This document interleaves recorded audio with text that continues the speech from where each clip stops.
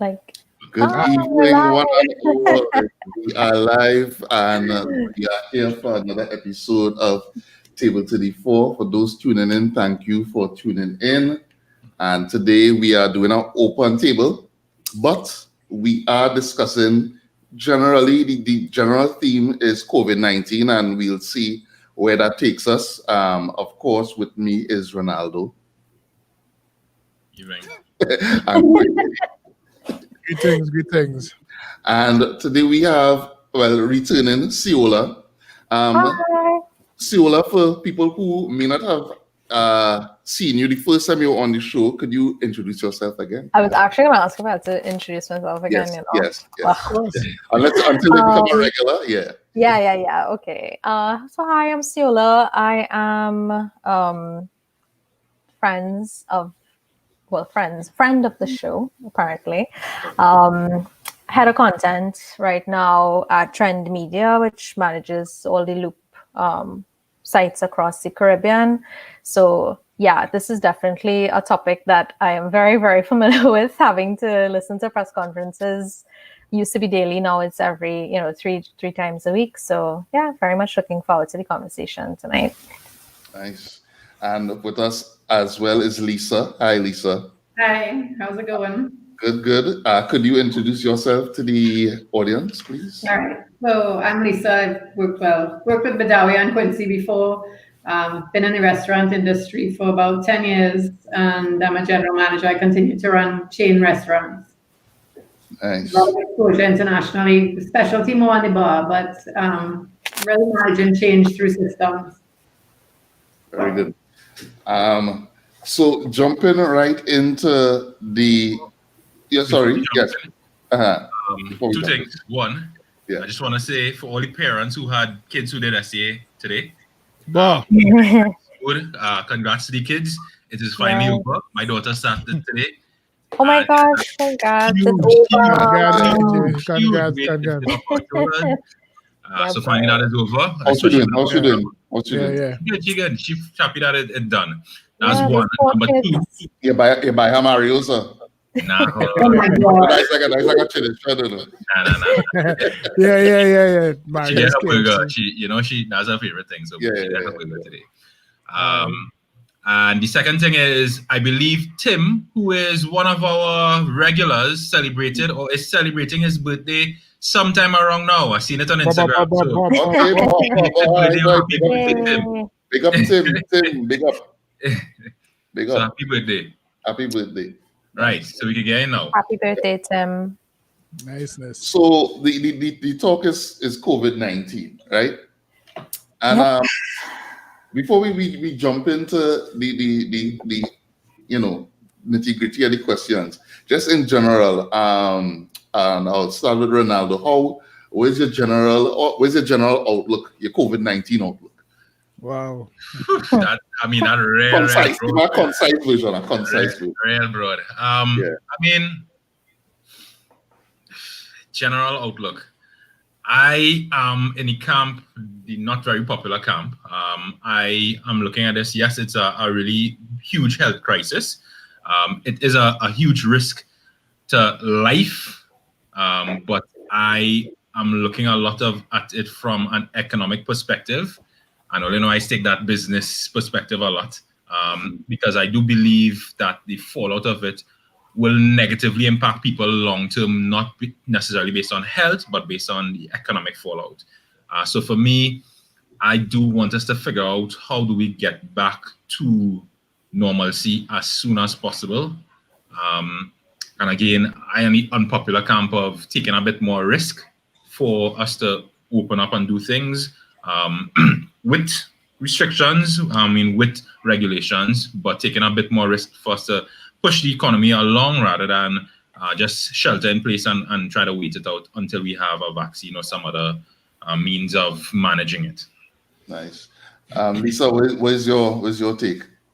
Kind of like Ronaldo on this. It's a hard decision. It is an economy and it is a life, but we can't just shut down the whole place and hope for it to somehow disappear. For me, it's a little different too, because with my photography, I actually traveled to Vietnam in March, in the height of all of this. If anybody's looking, Vietnam was at 94 million people and 16 cases at the time, and everything was open. Yes, everybody was wearing masks, everybody was working on restrictions.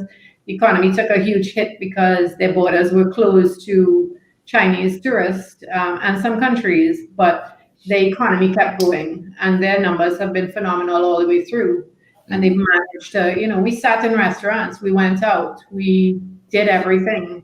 And we really do have to find the balance. Otherwise, we're dead inside. Yeah. Siola? Yeah, I mean, I think my perspective on it is understanding that there's no easy solution to this. There's no easy answer. I think any choice you make is going to be a difficult one. Any choice you make is going to be, there's going to be a cost attached to it. I think if Trinidadians and Trinbagonians, I should say, and I don't like to broad brush really, but I think there's been if you've used your, powers of observation, you've seen that there's a level of complacency that some people have. And unfortunately, it doesn't take that many people in order to create, these events that what they call, super spreading events, etc. We've seen it all over the world. And things can very quickly go from what we perceive to be normal or functional and that kind of thing to very, very quickly your healthcare system is overburdened, etc. I would actually say that I don't think that the policy is shelter in place until a vaccine is created or anything like that. I think what these moments here of economic shutdown or restrictions or rollback, etc., serve to do is to buy us a little bit more time in terms of stopping us from getting to that point where what we saw in Spain, what we saw in Italy, where you literally had people dying on the street, and I think we can't take for granted that for the most part, we have had a relatively, I won't say easy because it has been hard, and I think people have been scared, and I think we've lost at this point, I think 12 lives, which of course is 12 too many. But I think we might not be grasping really the kind of devastation that we've seen happen abroad could very easily happen here, very, very easily. Yeah. We've seen it already. We're starting to see some of the I don't want to use lag and log. But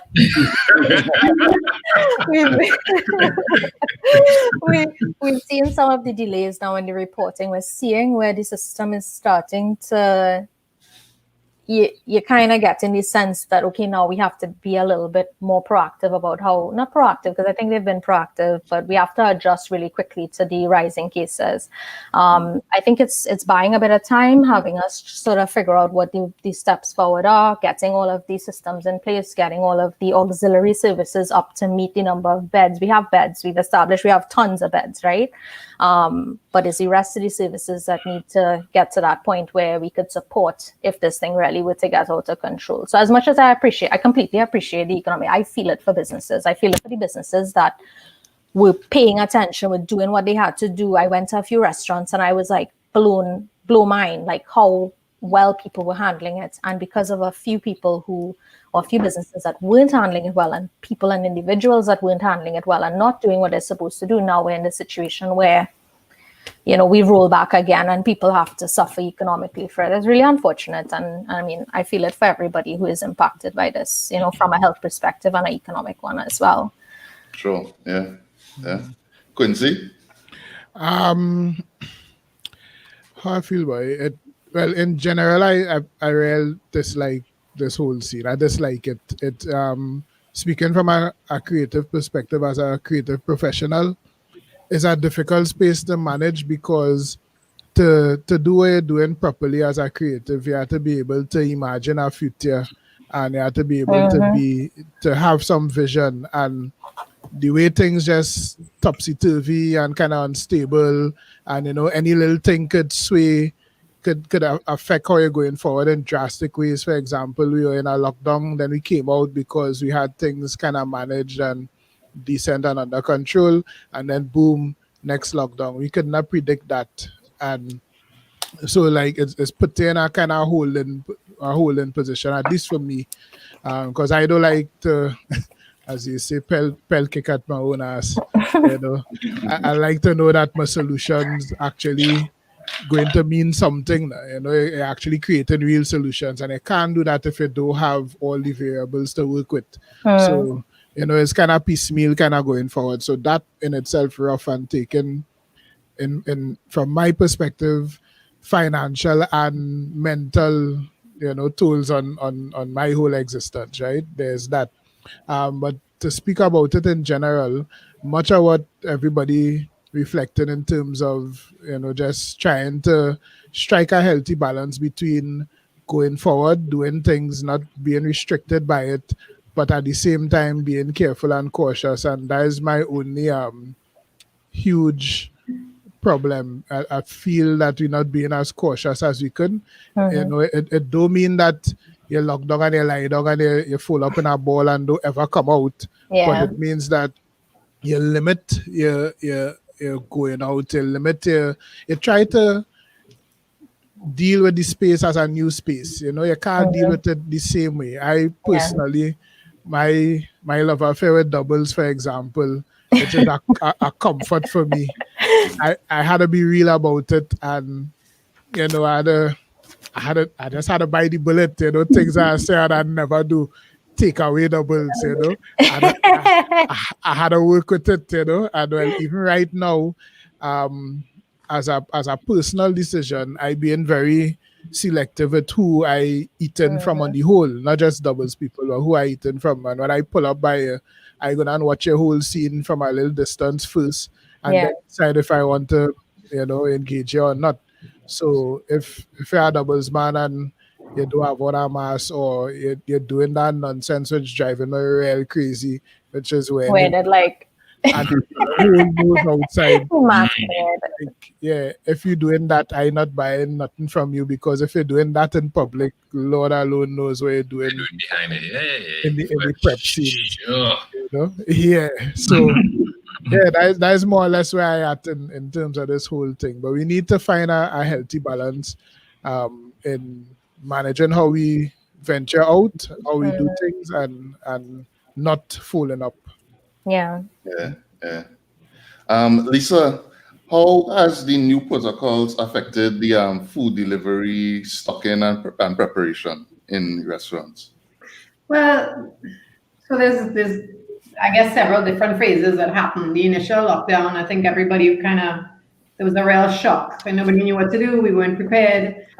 This round, you know, we had some learnings from the first round where we were doing just to go on delivery.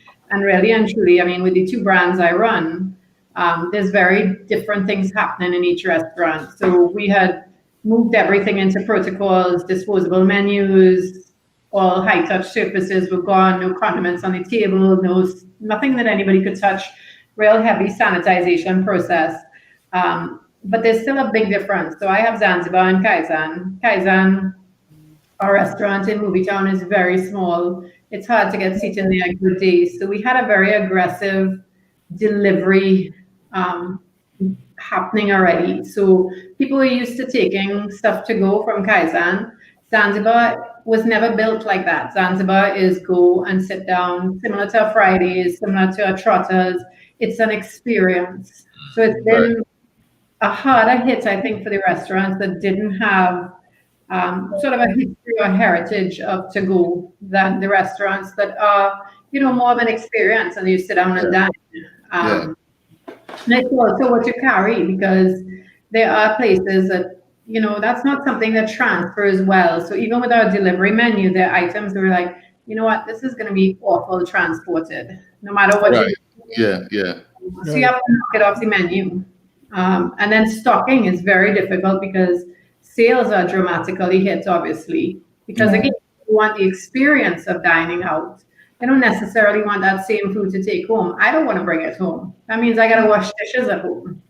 You know, so the experience is not necessarily there, and it's very difficult coping with it restaurant to restaurant. And I think most of the restaurant owners I've spoken to are in the same position. Right. Yes, Kaizen does have some outdoor seating. Zanzibar has as well, but it still has not been the same experience. Yeah. The delivery system that they ended up implementing, was that third party, like another provider, or did they have something in place to mobilize? We always had an app. We've had an app for years for Kaizen and Zanzibar, and we've had a delivery system for Kaizen and Zanzibar. We were running it though for Port of Spain. Okay. Price Plaza has always been a challenge because getting in and out of that traffic is a nightmare. Right. Oh my God. You know, 6 drivers sitting there. So we have brought on a third-party app, but to be honest, you know, you're seeing it even in New York, is that people would rather not use the third-party apps because you get slammed on the cost of those apps to the restaurants. You gotta get drones. Yeah, delivery drones, food delivery drones. I wonder if you'll be able to go into this though. I'll ask it on your if you can go into it or not. Did that shift and having to ramp up the delivery aspect of it affect the pricing structure? No, we didn't change any of our pricing structure. Okay. Now, the thing is, the reality is that if you were running a business and you had to do something about it and plan, you really should have had to change the pricing structure, because the hits that you're getting as a percentage from the third-party delivery people, in some cases, unless you've got great food costs to start, probably isn't worth some of the payoff. And we know most restaurants, the margins are small, despite what people think.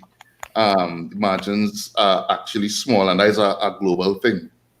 Yeah, and for us too, what people didn't realize as well was we had actually just changed the Kaizen menu in February. Oh, okay. So we had a brand new menu in March, so people may have thought, oh yeah, you did increases, but it was the first time we had redone the menu in about 4 or 5 years, and it was a menu. So there are some things that would have changed in price, but it was not as a reaction to this situation. Okay. Did you notice a change in the attitude of customers? Yeah, boy. You know, customers in some cases you thought would be a little bit more understanding. Right. And what, like, especially with the first lockdown where we were closing at 8 o'clock, you know, and you're saying to customers, listen, I need to take the last order at 7 o'clock. But why? I'm almost there. Look, there's still the prep time. There's still the factor that I've got half an hour, even when the restaurants were actually open to dine. You know, you order and I've got, 20 minutes to give you your food. It means that I got to get you out my door in 20 minutes. Right. And there's a lot of people that just didn't seem to get that or don't want to work with that timing. And it's still critical for us even with delivery, because we look at the screen and we say, if everybody is called in and at 9 o'clock my system is jammed, I have to be a hard call shut down and say, I'm sorry, I can't take any more orders, because I just will not be able to get you out of the door by 10 o'clock. We have a do that as a restaurant. I know a lot of people have said, don't worry, let them come. But I don't want to go down that route. Right. Yeah. Sula, as a diner, have you been? Yes. What has your experience been?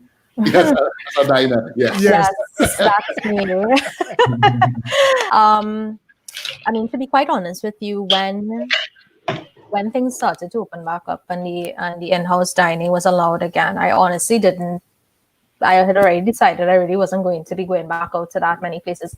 I had a couple months of really enjoying the experience of ordering my food and enjoying it at home. And one thing I was happy to see once that lockdown kind of started was how quickly people pivoted to utilizing these third-party delivery apps or having their own delivery services, etc., and really pushing that. So I definitely was utilizing that quite a lot. So even when things started to open up again, I was very, very selective in where I went. You look at the Instagram profiles or the social media profiles of the different places, and you look at how seriously they're taking the protocols. Because of course, the ministry was very clear about what the protocols, the recommendations were for the different industries. and yeah, making choices based on that. The two, I mean, I have no problem obviously endorsing Crave. Crave was absolutely fantastic. It was the first place I went out to. I'll be quite honest with you, I was a bit nervous. But when you go into the space and you see the tables are physically moved away from each other, distance, everybody's wearing a mask, a visor, etc. I went to, I think, Show Cafe as well. Show Cafe was fantastic. They temperature checked you. They took your information to make sure. We didn't have a reservation. My boyfriend and I went. We didn't have a reservation, and they kind of turned us away at first, and then they came out and they, they called us back in because I forgot it was strict reservation. Right. They had gotten a seat for us, and again, totally distanced. So I personally, I saw them cleaning the high touch surfaces, etc., throughout our meal. Disposable placemats, like Lisa mentioned, it was based on what my understanding of the protocols were, I found that it was adhered to. So yeah, but I was very selective. Like I said, I wasn't rolling up any and everywhere and deciding to take a chance. So the few times that we did go out, definitely, hi Laura. The few times that we did go out, I think we made very careful choices about where we were going and went to places that we felt we could trust. And it felt comfortable? I felt completely comfortable, completely safe. Honestly, if I didn't feel safe, I probably would have gotten up and left, to be honest. And I think, my boyfriend's also very particular about it. So he'd have probably made me leave as well, So, but no, I think, as I said, there were definitely some restaurants that were adhering to it, taking it very seriously, not trying to skirt around the issue or try to cheat to fit more people in, etc., etc. So I definitely feel it for those establishments that, were rising to the occasion and now, of course, to regress. Ronaldo, you did any dining out since? I have not. I mean, I didn't want to take the risk in some regards. And I just felt more comfortable picking up stuff curbside and heading home. I am one of those who I think I would give it a while. While I will patronize, I don't know if I'll go into a restaurant and sit down. I am missing it. But I don't know if I'm ready to step out in that way as yet. For me, there were a few concerns that I had, particularly around me potentially getting sick. I'm out to work almost every day, and then my daughter getting sick with the fact that she had SA coming up. And especially when they reopened schools and things started to shut down school after school after school, I was a lot more wary of the potential risk to her and not being able to get her stuff done. So I've reserved to mostly curbside or pickup, which works well for me. I haven't gone back into a restaurant as yet. And again, I don't feel I would for a little bit. Yeah, I kind of feel the same way. What you can see? I ain't do no serious dining since. I say serious dining and I feel bad because I eat doubles. That doubles is serious dining. But yeah, I kind of share Ronaldo's position in that I'm skeptical. I want to, but I don't know. I just being the untrusting person that I am. I always kind of, a little skeptical about things that I don't have that kind of control over or can't see, from myself, right? However, from the outside looking in, I think I'm pretty impressed by the efforts that especially restaurants making to make sure they sanitize, make sure they set up social distancing. I think the restaurant industry took it very seriously. Well, they knew they had to because yeah, of course, it's such a very volatile time for them. Yeah. The first restaurant to get traced back a couple COVID cases too. That would be it. I mean, the negative impact of that would be devastated. We do have to take it seriously. Just to show Laura burgers from Trotters. She loves the barbecue burger. So we had to. The man went against tradition. Mario's is the tradition.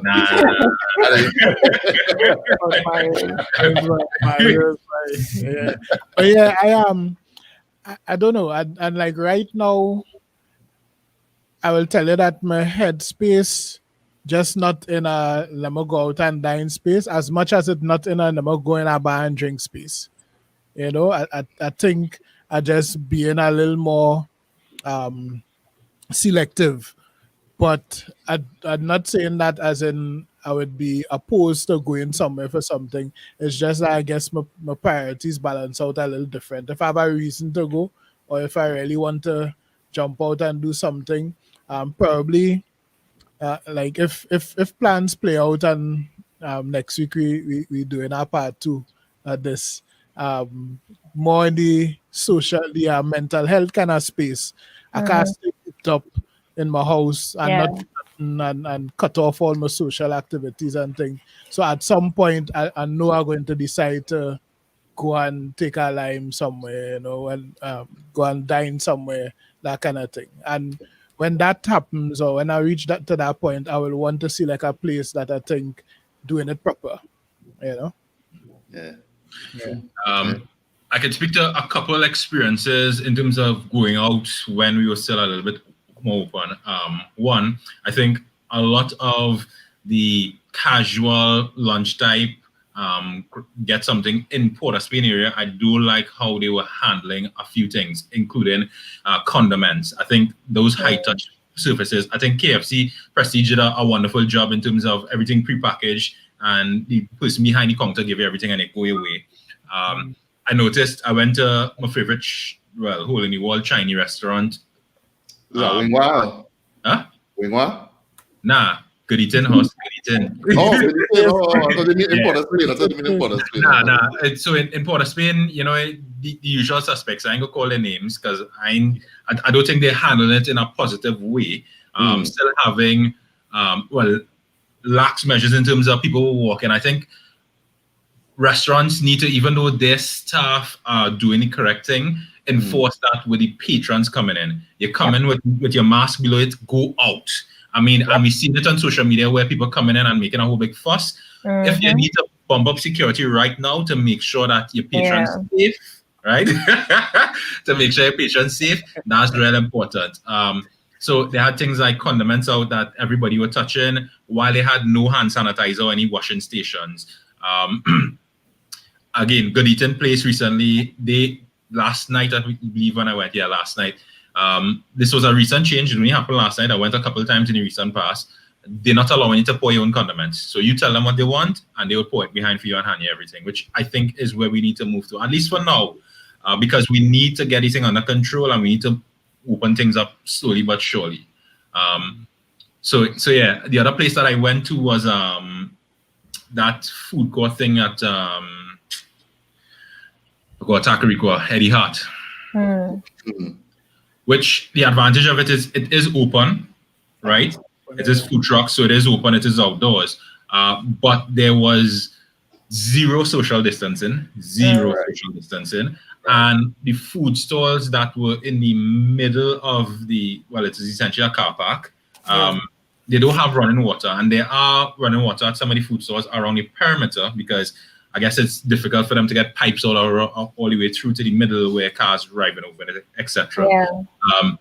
So they did have hand sanitizer, which based on how busy it was, at least the night that I went, it wasn't being properly enforced. Meaning the workers behind the counter were so busy taking orders, cashing, giving change, etc., that when people were collecting their food and touching the condiments, they weren't ensuring that people were sanitizing before they touch the condiments. Beyond that, things like having utensils, even though they're prepackaged outside and not handing people one by one, is another place where we could do that. Don't leave a bunch of utensils out there and for people to just dip in their hand and that isn't okay, right? So I mean, there have been some good experiences and some bad. I think we do need to kind of get things better. I think a lot of people are, in terms of the restaurants, at least the small people, are a lot concerned about, getting as many patrons in, as particularly because they have restricted hours as well. So they can't go till midnight, 1 in the morning and that kind of stuff. So people will come on a Friday and ram it out and try to get as much as soon as they can. And they will try to facilitate as many patrons. But if we do have proper social distancing in place, we will eventually end back up where we have community spread and we have things shutting back down. So we kind of have to strike again that balance. Yeah. Lisa, what has the response, say, like your online marketing, like how has it changed since the pandemic hit? Well, I mean, I guess for us, it's a lot more aggressive on the online marketing. You can't count on, let's say Movie Town. Movie Town is now the dead zone. So there's no movies, right? So, and it was even worse when all of the retail was still closed. When retail closed, movies closed, and restaurants were allowed to do to go. It was just like, you open the door at 7:00 and it was horrific. So your online marketing has become very key because you're driving the people to your doors yourself. There's nothing else to just pull them that I'm walking through the mall and I'm like, hey, that looks like a cool spot to eat. So the marketing has become much more aggressive, and we are looking at a lot more marketing towards our family nights or double dates. I mean, even double dates, people are like, well, you don't want strangers in your house, but you may be living in a house with 4 people. So again, family packages. And I'm seeing that with a lot of restaurants. What I am seeing is a lot of restaurants have chosen to jump into the take home and heat up game. Yeah. Right, yeah. And there's a lot of fight about that. Do you really want to take your restaurant food and sell it, whether it's a drugstore or Super Farm or Price Mart? I've seen peppercorns. I've seen a number of places that have gone with restaurants and they've taken it in. And I mean, I don't know how much control you then get over that, and how many meals can you sell? Some people think they're doing great with it. I don't know that it's the best answer for the restaurant industry. It's shifting very fast, and you may not have been prepared for that, doing food for that kind of marketing. So it's changed and it's constantly shifting, and you're constantly looking for, what is the customer looking for? Are they looking for value? Are they looking for a shared meal experience? What are they looking for? So that's it's a stretch. It's a real stretch to figure it out. Yeah. Because for me, one of the bigger questions, and I start touching on it there, Lisa, is we have we go to a restaurant not just for the food because the food tastes good and all that, but for the whole experience of what it means socially, right? So when you take that away, or you limit and restrict that, what is the payoff to the customer for having the food, accessing the food, and paying the price point that they would pay to have a restaurant experience, and how that impacting on what the restaurant will actually be making in terms of doing business. That for me, from that aspect, was something interesting, and how we could manage that and how we could make that, again, as a creative, you're trying to imagine what that space could and be. And Crazy, yeah. blanks. I personally join a bit of blanks. Well, I've seen some creative stuff. I mean, I've seen restaurants that, and there was a lot of worry in my mind. I mean, you all know I'm a drinks person, so I am cocktails. But, I saw restaurants that then did groupings and they supplied a cocktail in a bottle and you just went and poured it over ice. And I thought that was greatly creative. Whether that's allowed in our law with our liquor licenses was questionable at some point. Right. You can buy alcohol to go from a bar, then I think there's now a very blurred line where all restaurants that's interesting, say, hey, I'm going to give you 2 entrees and a bottle of wine. What are we going to do creatively different? How can you take that experience home? Because like I say, you're losing the ambiance, you're losing the music, you're losing the lighting, you're losing. There's a whole creation of what the ambiance is in the restaurant that goes alongside with the food. Yeah. I thought it was interesting to. Oh, sorry, Dari, go ahead. You went. Oh no, I thought it was interesting to see when the initial set of measures came into effect, and we had the complete suspension of the dining in, etc., and it's something we noticed when we were looking at different types of content we could create around what was going on. How many people started cooking at home again? And it's like people who probably, like myself even, who hadn't cooked in ages now you have people experimenting more. You had a lot of people doing the online classes, the Zoom classes. I think Bridget showed everybody how to make doubles, and it was like you saw this burst in interest in revisiting that type of activity and learning the recipes, I suppose, that you love, etc., etc. And I saw this is kind of going on a tangent here, but I saw Laura talking just now about innovations that restaurants would have done, and I don't know if this counts as an innovation per se, but something that I saw, and I'm still observing it now. Restaurants taking perhaps things about their, perhaps maybe little things in their restaurants that people really love, and just having that be as a, you pick it up, you go home and you create your own little thing with it, using elements of our of what we would normally offer, but you make it your own, with your own experimentation. Actually, just so Cafe Mariposa was doing a lot of that. Nice. And they actually started to do patacon, and I think this weekend they're promoting, well, this week they're promoting our roast bake and cocoa tea combo to go. So I actually told Brandon, let's drive up to Lopino, because like you said, again, kind of still crazy. Yeah. We'll drive up Lopino, pick up some roast bake, buy a block of cheese, like kind of just make it an experience, but not expose yourself. That's like a plan. Or they don't rush up to Mariposa. I know, but that's something like you change it from a romantic getaway to a road trip, excursion. No, it's not an excursion, guys. And just to touch on and just on the drinks thing, I saw a lot of, not restaurants, but a lot of events companies now stepping up to the plate. I saw Maccan Events. I think Krista Clark was promoting Maccan Events. A lot of people I saw talking about it actually, where they have these make your own cocktail at home, and they give you all the elements together, and they have the pre-mixed cocktails, and they give you all the garnishes and all that. So I think people are tying in the food and beverage part of this whole thing with the actual experience of creating for yourself. And I've seen people respond positively to it. And I mean, not everybody can do it, obviously, but I think the brands that could do it have kind of been playing around and experimenting with it so far. Well, look, I when you said that, quite by mistake, when we were having sandwich Monday the other day, I wanted to do a Lola's burger, well, a Lola's sandwich, and they had the smash burger that time when we were doing the show.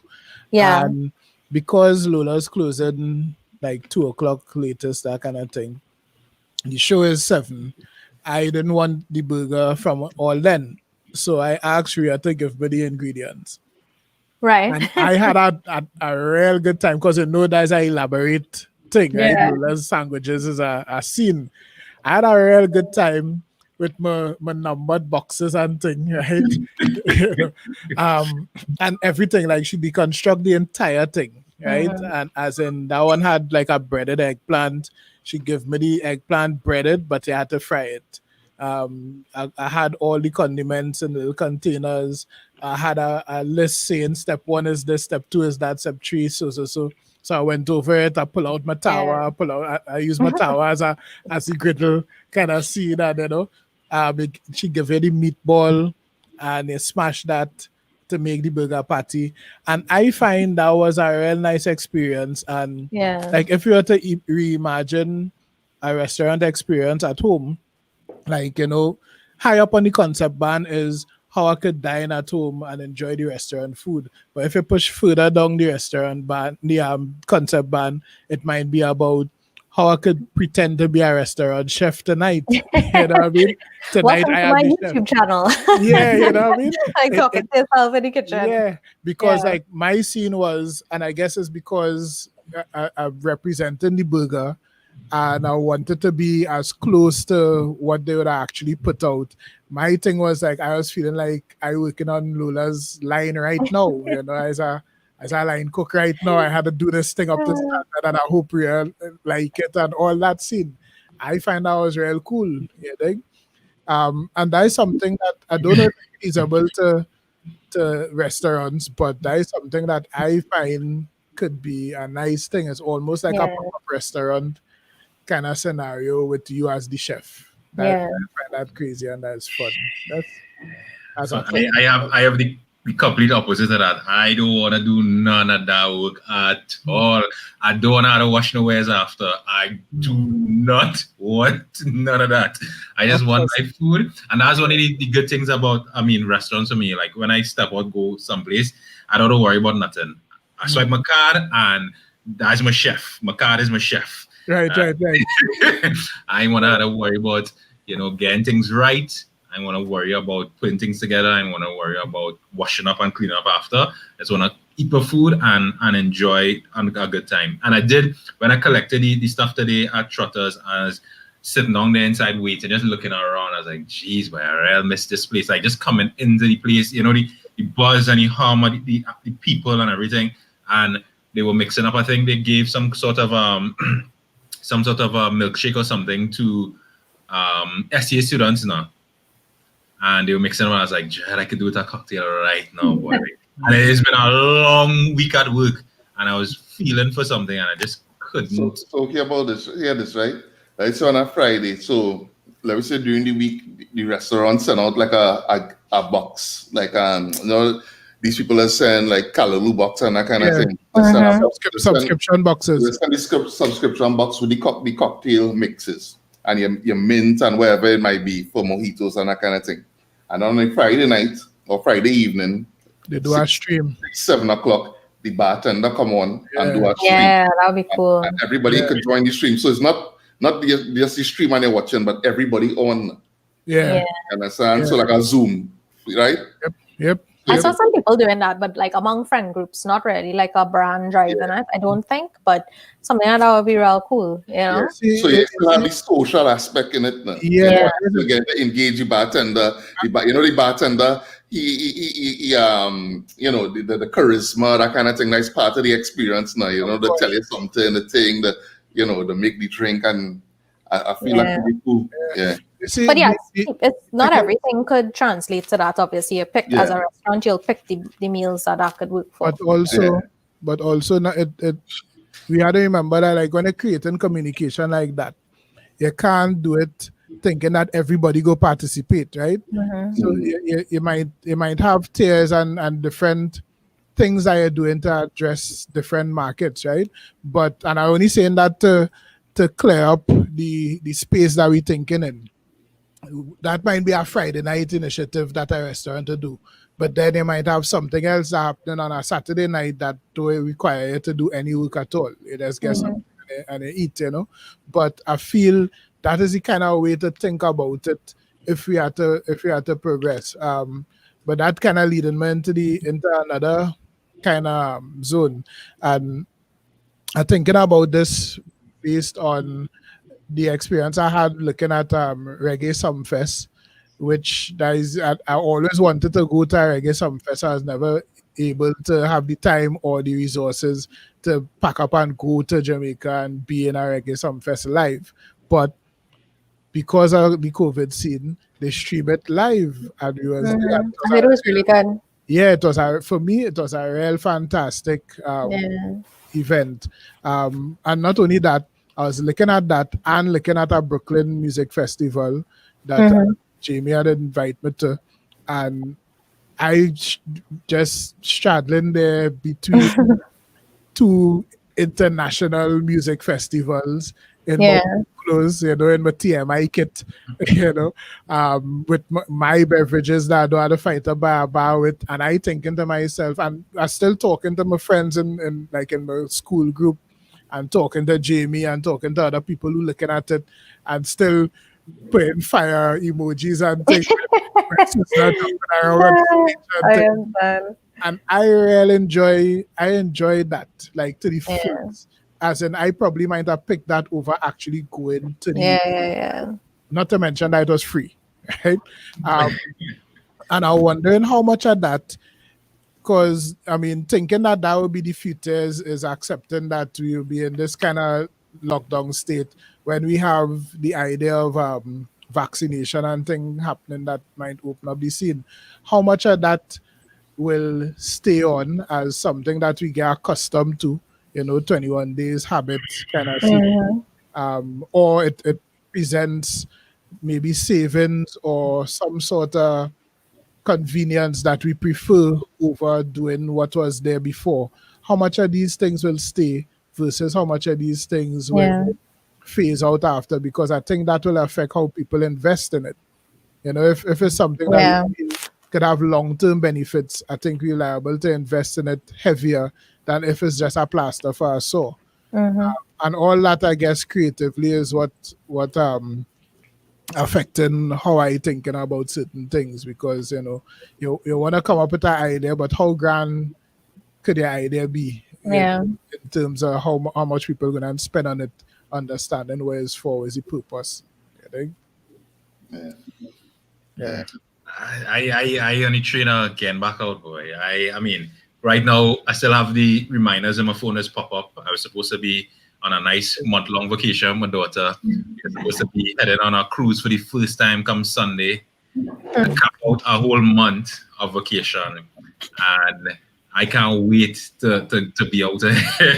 There's all the memes about this week. I had one with people can't wait to walk down the aisle and deal with a grumpy customs officer. I would love to meet a customs officer right now. I don't have a problem lining up coming back into Biako right now. So I do think for me, I wanna be out there and exploring things.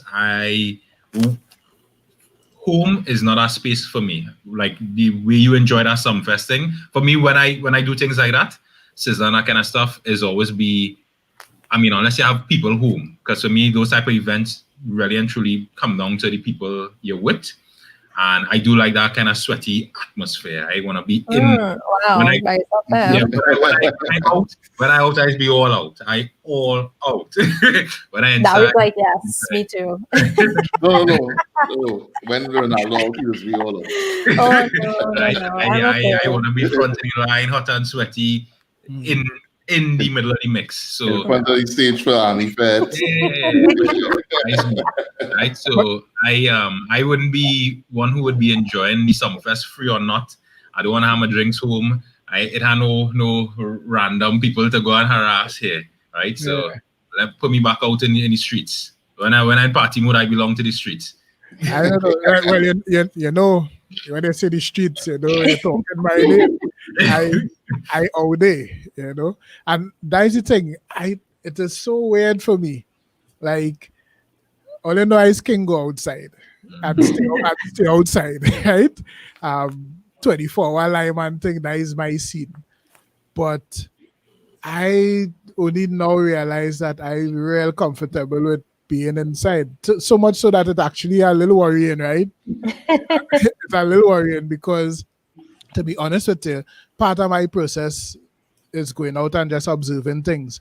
Just observing people, having different experiences. I mean, I can't tell you the amount of times I jump in my car and just bounce by myself and reach some spot in Trinidad, sit down by a bar talking to somebody I don't know, to 2:30 in the morning, and then call him Gregory. You know what I mean? So, like, it's weird for me to be home and be so comfortable at home. And I was wondering if it's because people making an effort to create things, events, content, that kind of seem to occupy my time. And if so, they're doing a real good job because I ain't feeling it yet. Anticipating it at some point, it might just come down on me like a ton of bricks or something. But it's weird. And like that Sumfest experience, again, I mean, I writing something about that right now to put on our podcast because I talking about that right through, that blew my mind. I thoroughly enjoy Sumfest. Like, I was sweaty when Sumfest finished. You know what I mean? Sweaty. And then the Brooklyn Festival was the one that Kes do Magic live and then do the video for that. So seeing the video, I was like, yeah, but look, again, another big thing was I was on a video shoot essentially because I was there when they was performing the thing. And when I see the video come out, I was like, yeah, I remember that. And I get our vibes, like almost like I was backstage or behind the camera watching this video being shot. I didn't know, so a lot of things going on here where I don't know if this there's gonna actually be a new normal kind of thing, or if there's gonna be a temporary thing right now. Yeah. Thing. But I agree with you too, though, Ronaldo. I'd like to have some of the same experiences that I had before. Not all of them, though. Concert for me is unnecessary. Even if I did, well, okay, I'll go be in it. But if I could not have to deal with all them people, I will pick that option any day. Lisa, what do you think the future holds for, at least in the near future? We're looking quite down the road. Let me say between now and end of the year. What do you think the industry gonna look like? I think if we don't open up somewhat or have something eased, Pressure. we're dead. I mean, there's going to be a whole lot of restaurants disappearing. Seen it internationally. We've seen it internationally. We've seen New York has started to recover a little bit, but outdoor dining, restaurants that had to get bike racks moved from in front of them so they could have outdoor dining. Restaurants that have been around for 100 years going under. And if we don't do something now or soon, I don't think there's many restaurants that can last through a second lockdown as long as it lasts. And there's not enough business to go. Right. Yeah. Anybody to persist. Yeah. It can't happen. And then, of course, you have to think of the employees. There's a huge amount of people employed in the industry. I have 215 staff. Yeah. And we saw that account for the hotels. Yeah. Yeah. Yeah. Yeah. That is why. Yeah. So, and it's the fear of going out. It's the idea that it's not the ambiance. If I'm going to pick up food and take it home, does it make a difference if I go to a fancy restaurant or I just get something cheaper that's more budget friendly? Because you haven't got the whole experience behind it. So there's a number of factors. It's not just because now you're not just standing on my food alone. You're standing on, what's the whole experience happening with it. So, and then you don't have your favorite. I mean, you guys were big Fridays fans when I was with Fridays. I mean, and before, and the experience was the server knew your name. Everybody knew who you were. They knew, and this is not just about a Fridays. It's about all the other places where people frequent, and that happens. So I do think that if there's not some easing of restrictions for restaurants to allow dining, and yes, you need to have the restrictions to some extent, but the social distancing, the mask, the ability to use outdoor dining, something has to happen, or there's going to be a lot more restaurants. Some have already gone under, and there's going to be a lot more closing their doors. And it's a hard reality. And then you've got, new restaurants that just opened. You haven't even had a chance to get on your feet. Or it's the day the Trotters in Gulf City open. Yeah, they suspended the dining services. So I opened a new restaurant in C3. I mean, we opened C3 Kaizen about a week after we have dining. Wow. And we were doing well with dining, but if you've been into C3, it's us and two other restaurants on that level that are really drinking holes. Yeah. Drinking spots. And so now we're the only one that's truly, I would say, more of a restaurant concept rather than a lime and drink and half cutters. And have we been there long enough for people to shift to a to-go menu? Questionable. It's very questionable because you haven't had a chance to get your customers used to you as yet. Yeah. Wow. Yeah, boy. Wow. Scary thing is that whole knock-on, boy, because as restaurants close and people lose those jobs, the impact. I mean, for instance, I don't work in that industry, but I work in the insurance industry, which does mean that as people lose their jobs, they stop paying their premium, they're not interested in new policies, which impacts us and our profitability as well, our ability to make money. So it is really frightening what the potential economic fallout of this entire thing could be. Jumpstarting economy in 3, 4, 6 months of the next year is looking scarier and scarier by the week. Yeah. So as you say that, right? And when I went Hyatt the other day to do the brunch thing, I was thinking about it. Whatever solutions we're coming up with for any industry, it don't matter the industry, whether it's food and beverage or wherever, it cannot be, I think it cannot be something that insulated. Whatever solutions you come up with, it have to be something that addressing everything at the same time. So you see how you say, if people lose a job, they won't be able to pay premiums. It's the same kind of thinking that I think we have to look at it and say, how does this affect the other thing? You understand? And try to find a solution. And it means that people have to actually come together and real brainstorm. Not brainstorm just in the industry, but brainstorm how, in terms of the connectivity and that domino effect happening, how can we address each thing and, find a solution that helps the entire situation? I think at the end of the day, whether or not we progress into a space where we can have this level of relaxation comes down to really just one thing, right? And that is people's willingness to do what they need to do in order for us to get to that point. If it is, you could have said to the entire country, okay, we're reopening. And I think personally, my opinion, based on just what I've seen, I haven't been to many restaurants and that kind of thing. Based on what I've seen, I think restaurants were kind of like a casualty in the closing of the bars and all these different things. I think that in-house dining thing closed as a result of, again, based on what I saw, because from what I saw, I didn't see many people complaining about the in-house dining being infringed upon. But I think once you get these rising cases, you have people coming and sitting in an enclosed space in some instances for an hour plus. I mean, churches got, taken in that as well. So I think, unfortunately, restaurants got swept up in that. I think if people really were able, Trinbagonians were really able to adhere to the guidelines that are being put out there, the mask wearing, the social distancing, the discipline really that is required. And that's what you see in a lot of other countries, I think, that have seen some level of success in reopening their economy and still managing their caseload, is because there's been perhaps a level of discipline that the general population has exercised. And whether it comes through legislation, so we've heard the government obviously float this idea of making mask wearing mandatory because their evidence suggests that mask wearing makes a significant difference in terms of transmission. But we've seen it.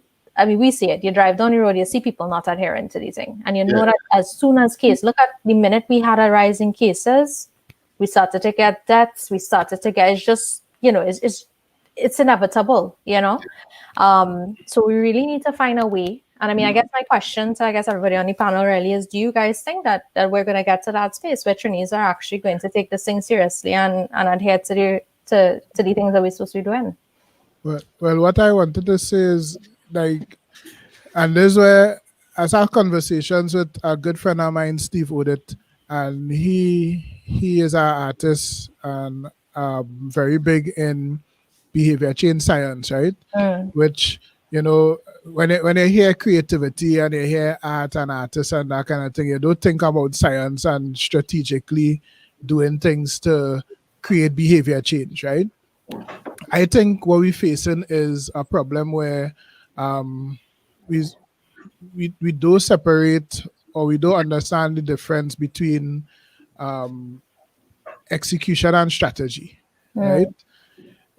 And execution from the perspective of creating individual solutions for things, things that will come up, versus our overall strategy, which is a plan of approach, right? So for example, we treating the getting people to wear masks thing and the social distancing thing just how we treat everything else, like dengue going around. So you run an ad with a mosquito in it, and a circle and a line. You know what I mean? stop the the mosquitoes from spreading, that kind of scene. And them kind of things, just that is execution and really reactive things, and it don't come with a strategy that is actually motivate behavior change, right? Yeah.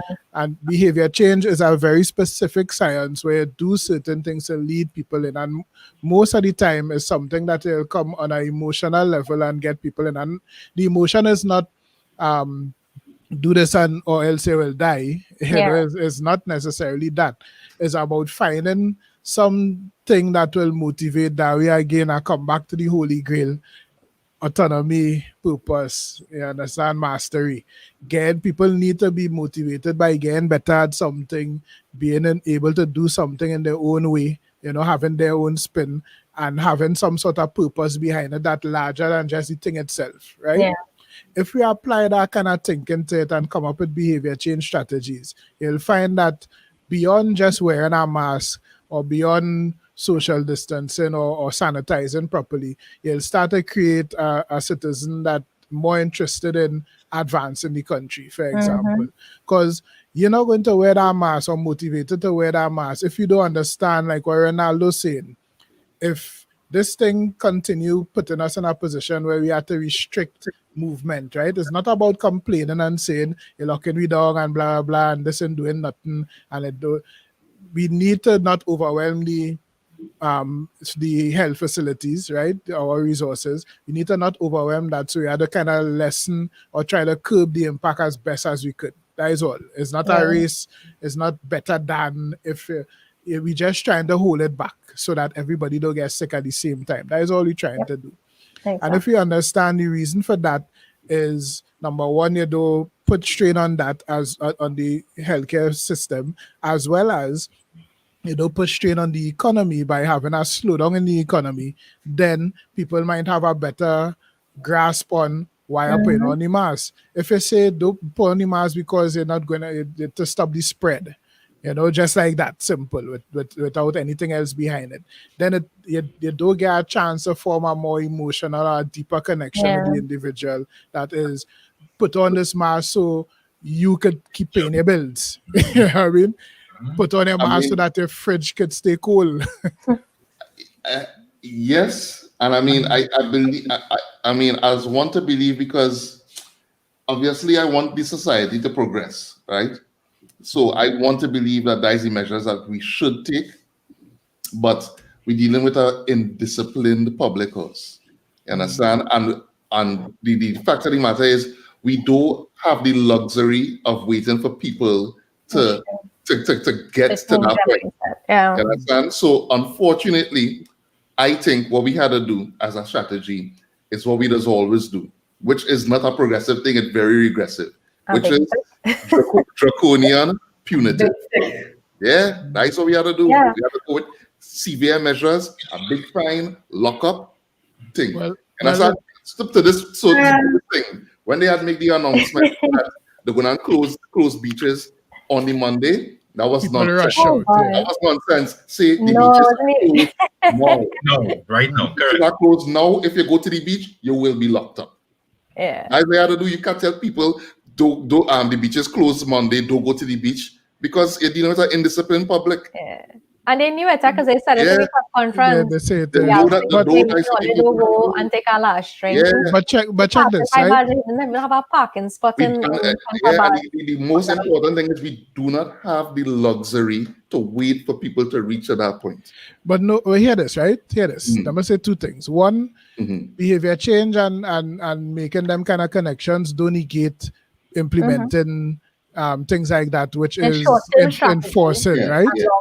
But you need to enforce it, and you need to do things like put fines and things, so you have that buffer. But at the same time, the fun part is behavior change, though, and even behavior change and things that might seem to be people getting conscious and all that. It's not about discipline, It have plenty of people doing things, indisciplined people doing things that the behavior change. Let me show you seat belts. Well, I was not going to use seat belts. Using seat belts as an example of that, because the reason why our attitude changed towards seat belts was because of the fine. Yes and no. Solely because of the fine.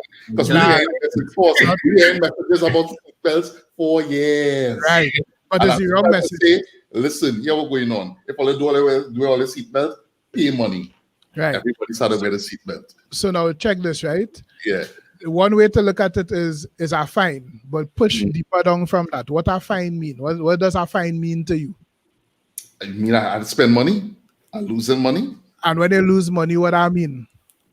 You get to do less of the things I want to do with your money. Nobody thinking that far, horse. Yeah, Nobody just think that far. And this is what I said. I'll use that as an example to tell you behavior change is not necessarily connecting with the people on an emotional level with sweet talk and niceness, you know. Right? Behavior change is connecting with people in a way that they have a reason to take you on, right? Right. With the seatbelt thing, for example, I could avoid fines, right? By driving with my seatbelt ready to put on. You understand what I'm saying? So I could put it on when I see police and avoid fines. But that's not what people do. It was more comfortable to sit down in a car, put it on, right? The reason it changed was the proper enforcement of it, the spread of the message, as well as people getting into they say it at the 21 days syndrome. After 21 days is a habit. People get into a routine of putting on a seatbelt. So the reason, if you had to boil down to a reason why people do it, the reason why, not what implement the change. The reason why people do it or why people wearing seatbelts right now is simply because it has become a habit. It has become a process that people do it without a second thought. Right now, when you sit down in a car, your inclination is to put on a seatbelt. But that's not really the reason, though. That's not the reason. All right. I mean, Well, for me, it has stats that show that. That is data. That is actual. No. You're taking, but no, you're saying. Oh my God. You're taking the so you're taking part of the stimulus and saying that is the reason. No, but you're removing the actual catalyst. No, the catalyst is the catalyst. But understand what behavior change mean. Behavior change is somebody changing their behavior. Right? Avoiding a fine is not changing our behavior. That is avoiding a fine. The catalyst to change behavior is implementing a fine that impacting on certain things and creating a process or a system that people going to be like embrace then. When that becomes like just a regular mode of operation, it's like dressing. To have a certain thing that you just do when you're dressing. You pour on your undergarments, you pour on anything, and that just become part of. You just do that with a second thought. That is okay, but if they remove the fine for wearing seatbelts tomorrow, you feel people will go back to not wearing seatbelts? Yes, they will. Well, now you can't say not immediately, but I think people might. But people will slowly move back from it because it have no reason. Well, here what will happen, right? That in itself, removing the fine will create a new behavior change. Never put it that way. And that new behavior change will come because you free up that. So when I jump in now, my inclination will be to pull my seatbelt because that's what I've been doing for the last X amount of times, right? Your whole life, Then I go remember, hey, I don't have to do this, and I will put it back on. But you don't think people motivated by the safety factor as well? No. Very small degree. No. Well, I'm seeing people wearing their seatbelt here from the jump, right? Yeah. Ronaldo and Dowie. I just wear my seatbelt. But you know why I'll tell you no? Because think about it. We enforcing don't drive on the shoulder for how long? Yeah, but I don't think it's as the risk of driving on the shoulders is emphasized as much in the media and communications as stuff as the risk of not wearing your seatbelt when you're driving. Go ahead, Ariane. I'm not sure what supporting with that statement is. Yeah, but I mean the thing, if I had looking at it, to me the major difference is it's not the safety factor or nothing like that. It is the amount of enforcement. Understand? So it had a lot of enforcement out there for people not wearing seatbelts. Yeah. It's much harder to enforce don't drive on the shoulder. And as much as we try to enforce it, as much as I put signs, as much as the thing communication, every chance you get, you will find as long as one jackass do it, 2, 3, 4, 5, 10, 15, 20, 100 jackass go duck traffic and go on the shoulder. As long as police are wrong. And you know why? Again, because us people are indisciplined. We do not have discipline. People are indisciplined is a global phenomenon. People are inherently indisciplined, right? And you see what you're talking about is part of what is form behavior. I've heard and swarm and all them kind of thing that is going too. So for example, with a seatbelt seat, you remove the fine, right? Yeah, I remember people is think differently. Not everybody go and say, well, it's a no fine, I'm not gonna do it. So then you go have interaction where you might come in my car and the new behavior change in impact on me because I just set in my ways, I jump in my car, put on my seatbelt. When you come in the car, I go down and tell you put on your seatbelt, right? Because you can't drive in my car without no seatbelt. I find it safe. A little noise or start a ding. And that person, just hold on. And that person, and let me say, it's a carpool situation. So you end up driving with me for like 4 or 5 months, and every time you come in, I telling you do that.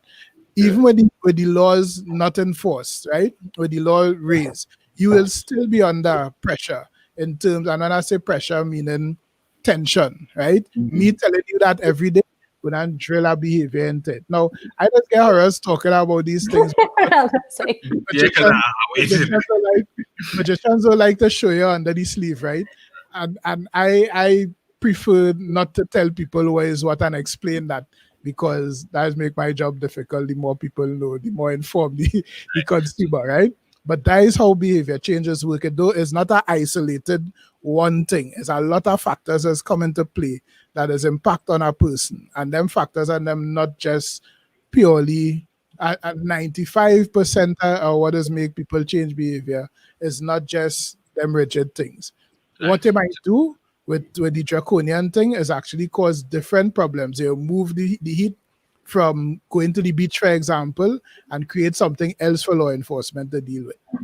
Right. So let me get my little 2-piece in, which is this. There are certain things I am very disciplined about and certain things I am not so much. Seatbelts is one of those things I am not so much. And it's not that I don't understand the benefits and the risks of driving without seatbelt. But I will still take a chance for short journeys. I go in by the China grocery 2 blocks away. I find it's more of a hassle to buckle up. Now, with respect to that learned behavior, I'll say this. CJ is what? Almost 12. Every time she jump in the car, somebody's tell her, typically her mother, put on your seatbelt. She in the back, right? And she still wouldn't do it until somebody tells her to put it on. So 11 years later, well, she's probably driving without a car seat for probably like 7 years. So after 7 years, still don't put on her seatbelt religiously. For me, huh? You want to answer that? You can answer it after. Let me get my point. So one of the things again for me is a risk versus reward, right?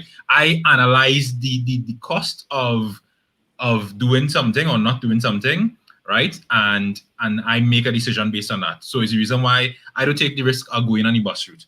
I don't see the advantage of going on the bus route, but I know people who whole day every day they're driving on the bus route. They just get pulled over on the bus route all the time. They in all them groups and whatever trying to avoid it, but they still get catch once in a while and pull on the bus route. So I applaud the whole demerit thing as well in terms of you could potentially lose not just money, which I mean money come, money go, but you potentially lose the ability to drive. I think that is much a bigger factor towards getting people to change their behavior. That's one.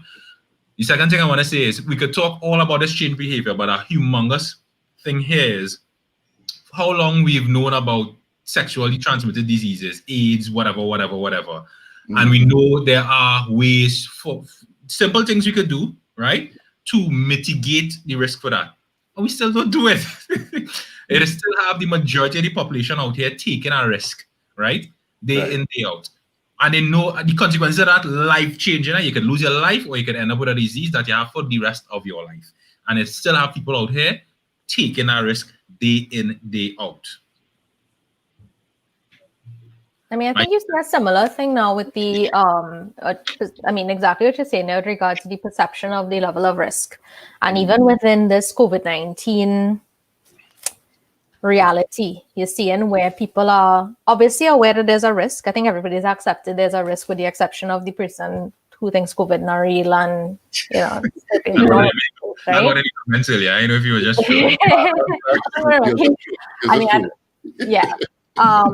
But you see it too now with the level of even interaction people are having with friends, you know, and acquaintances and that kind of thing. There's a certain level of rigidness that you're adhering to when you're dealing with people you don't know. For example, like going out to the grocery, going out wherever, you're adhering to your mask, you're doing what you're supposed to do. But then there's a level of relaxation now when you might go visit a friend at their home, or you might say, hey, let's have a dinner party, or hey, let's, there's a little party, come to the party, and it's people you know. So you feel a level of security there, and as such, you let your guard down.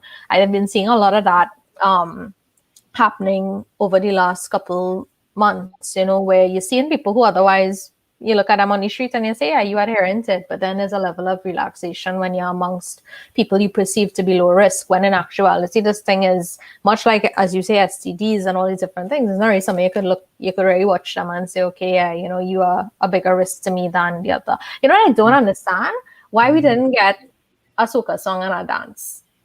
Because as you spoke about Vietnam, I thought about Vietnam's approach, which was they had this very, very massively popular sort of public service pop song that they put out about. Listen, yeah, sunlight will kill COVID. DJ Bravo singing song. Oh yes. The minute you pay DJ Bravo, what's that we money? We need like a dance. We need stuff. Sunlight will kill COVID. The champion, that's it. Biggest tune for 2020. Sunlight will kill COVID. I think that is the biggest tune for 2020 right now. Whether we get to move forward or not really comes down to personal responsibility at the end of the day, and the government and whoever the authorities could legislate till they blew in the face. As Dawi pointed out, that real legislation people don't follow right now. I don't know if you had to end up on a ventilator to care. That's not going to happen. Enforcement or people dying. I give kudos to Trinidad business in general, because I left here Carnival Tuesday night, went to Vietnam, went to New York, Hong Kong, passed through LA, and Vietnam was taking it seriously, Hong Kong was taking it seriously, New York and LA, it was like it didn't exist. Mm-hmm. And then I came home to Trinidad, and I was in self-quarantine for 2 weeks, and I give kudos to the companies and the businesses that really stepped up to the plate and got those hand washing sinks outside and got sanitizing units. We really stepped up to the plate. I think what happened though is we got lulled into a sense of security because we only had imported cases. Mm-hmm. So everybody kept sitting around and going, well, we have no deaths, we have no this, we have no that, we're washing our hands, we're sanitizing. But we got lulled into a sense of security, and that is what I think we're fighting now. And I've said to so many people, because this COVID not real. I have friends who are in the medical profession in New York, and I tell everybody, one of my girlfriends called me crying one night and said, listen, I have to go into those hospitals. I need you to promise to take care of my child. And I was like, wow, This is what you're facing as a medical person. We don't see that. And this is what I keep saying to people. Imagining 170,000 people dead is almost impossible to wrap your mind around. You cannot physically see that. You're not seeing the visual of it. And I think that's where a lot of places have lost it, because you can't really scare people. It's too big to imagine. So it's easy to just discredit it. And I think that's what we're facing, is that people can't see how heavy this really is. And, there are simple steps. Yes, the death count seemed to have gone down, but we got that sense of security. So our business people stepped up. They did a lot of things that were right. In general, we then got lulled into, okay, well, you know what? We got locked down. We sat at home. Cases didn't go up. Our economy is crashed. I need to get my life back together. I need to be making money. And now that the cases are going up, there's no way of balancing that back. And I think that's, I don't know whether it is forming a habit. I mean, obviously the Asian countries that have done well, their culture is different. They do things for the good of the country, Wow. good of a group rather than the individual. But I mean, but Lisa, not, Thing. not, not to cut you, but just just highlight that a lot of those countries are very authoritative. Mhm. Yeah. They wouldn't Yeah, face the same thing as us. yeah, you understand? So the culture that they have, you understand, is because It's of that obey. approach, is the It's approach. obey. Yeah, obey. That's the culture. Obey. You understand? Yeah. So, but again, we don't have that culture, and that But is why here, the and public. this is what I interject in. In them kind of cultures, obey is the culture, right? You tell them something, they go and do it. You prescribe haircuts, they take it that. They're not question it, right? Our Right. culture different from that. So But you understand the difference in the difference is exactly what it is I was talking about, is a punitive approach. If you take a punitive approach, that's not punitive. because the reason why people don't stick chewing gum in Singapore is because if you do that, well, we can't cuss in this part of the thing, but you know what I mean. You understand? It's because they take that approach is a very rigid approach to us. It's not something that they just, it's part of the culture. It's because they have a very rigid approach to, we have laws, you have to obey them, or else these are the consequences. Full stop. You see, them kind of thing that's frighten me, Jed, because I'm telling you, right? Just this that all going on here, for example, is like when I look example of the seatbelts and thing. I could tell you why CJ would not put on the seatbelts or be affected by any kind of communication or even the fines. It have a number of reasons why, especially if it say you to still take chances and things. Exactly. Understand who CJ looking to. So it had plenty things as impact, right? And here my fear. My fear is, and I seeing this is not a now thing. This is from long time, like from ever since, right? That when I was introduced to the whole concept of behavior change, number one, unlearning what I thought about how people is act and what is make people make decisions and them kind of thing. Understanding that and having to unlearn what I thought from before, that in itself was scary to me because like, what the hell is this new realm that I live in here? This is crazy. This madness. Like I fall up for days I talking about, right? And number two, looking at people making decisions and coming up with solutions based on that kind of thinking is scary because I see in where like either a combination of things not changing as well as new problems arising, new problems coming up that we have to deal with, right? New things that people going to rebel against and that kind of scene. And that we feel like what you're saying, it have cultures and we're using culture in the broadest sense of the word, right? Cultures as in, things that identify or people identify to and behaviors and that kind of scene, right? That based on that obey concept, right? Based on if the government say do so, you're not questioning that I doing this because that is what I supposed to do as a citizen. And we're talking about good or bad, right? We're just talking about that is how it is, right? Them doing that versus a culture that more Western in philosophy where you had this democracy scene and have a say and have a voice, and that is a totally different person you're talking to today. And when they put obey culture on the table, you're bringing up grounds for plenty different. No, I'm not saying don't put stringent measures and thing in place, but straight up obey culture, and it are real people that figure like I like a dictatorship kind of scene. I actually kind of say some things that lead towards that. But the truth is that could cause real bacchanal, The bacchanal that could spill off from that because we have a rebellious culture too. The indiscipline does go deeper than just I'm not doing this. It come down to where people will fight for not doing this. Look, it are people protesting, set up protests for mass, thing infringing on my right to breed, and them kind of thing people saying to breed freely and thing. Chad, that gonna bring real problems to it. That might solve one problem and bring another. You have to marry the punitive measures or the legislation, all these different things. But you're also, much like when you're dealing with kids, if you're telling them not to do something, you have to explain why you're not doing it, why you're not supposed to do that. And I think that's something that sometimes, I mean, maybe it's the way it's done, maybe you have to tailor it and tweak it depending, as you say, culture to culture. You have to figure out. I think that's something that the people who are responsible for creating legislation, I mean, there's so many times, I mean, you look at, we laugh in Loop a lot about the fact that you could tell that this COVID period here is the first time plenty of people watch our press conference. Nothing like cabinet people talk about, hey, Rowley sounding like, yeah, COVID. Well, I say that is just how your prime minister speaks. I've never heard Dr. Rowley speak before, clearly. So well done.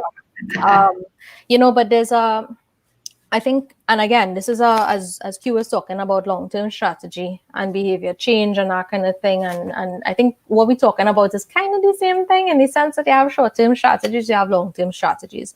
In the short term, we need to nip this thing in the bud, and we need to get people doing what they need to do, but we also need to find a way. And I don't know that we've ever really done it. Oh, my computer's died in 1 second.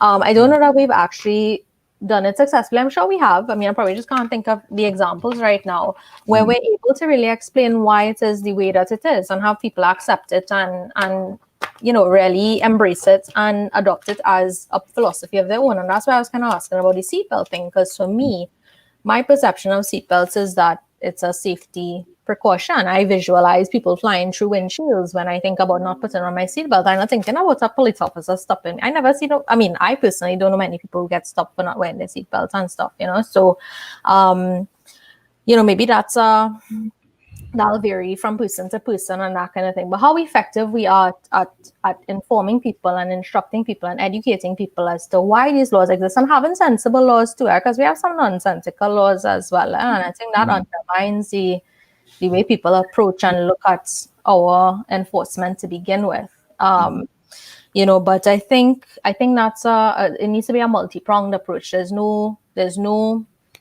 one perfect answer, and I think we all know that. Perfect answer, and as we see here too, it's not just at the state level; it's at the home level. It's there's so much personal responsibility that comes into this, and it's a lot. There's a lot of ground that needs to be covered. I don't know that we will get there anytime soon. I mean, it kind of will have to be a generational change, I think, as we get the opportunity to influence, young'uns and whatnot. We try to implement those things and be better at explaining these things than maybe, the generations before and hold those, demand that as well from lawmakers. But my head hurting when I saw it. I mean, it's plenty, it's real plenty, it's real plenty. It's a lot. But again, as you say, Sheila, because of what we're dealing with here, is that we don't have the luxury of allowing a full, a full rollout. Now. We had to tackle it. Yeah, we have to but that is what lockdown is, eh? Yeah. That what lockdown is. If all do understand that you need to distance and slow down things, we had to lock down some places so that it don't have the place to go. Yeah, we had to do more than the lockdown though. Yeah. We had to start people started get locked up and things. I agree. People that because you couldn't put them in crowded environments. Sorry, I'm yelling. Crowded environments where they are going to be more susceptible. But fines. This is true. Fines. We could do fines. When I say fines.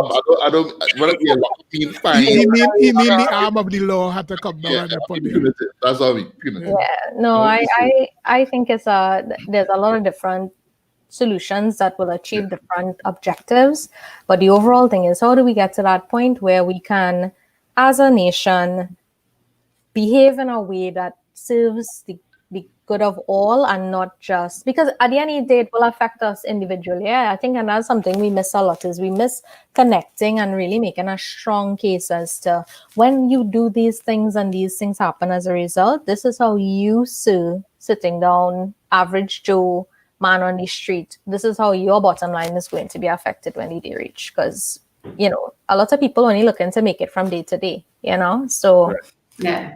you got to be cognizant of that as well. Not everybody have the luxury or the privilege of having this moral high ground that a lot of people take. So that's just a reality people dealing with, and to be cognizant of it and work within that reality as well. It's a lot of work. I mean, we need some real social scientists on this thing, figuring out the way forward. Definitely. You need behavior change scientists on the thing. Yeah. And it have them. Psychology. It's that kind of thing, yeah. It's a lot, yeah. It's real plenty.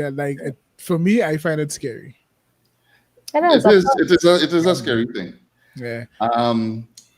So yeah, I mean, it's a scary thing. COVID-19 is here, and we don't have enough time to delve into it as much as we we will be doing a part 2 next week. We'll be talking more about COVID-19. But I think this was a really good conversation. To start it off, I want to thank Lisa and Ciola for joining us. Thanks, ladies. It was really good for you to come through. And of course, thank you to everybody for logging on and checking out the stream. We after partying tonight, or I am not.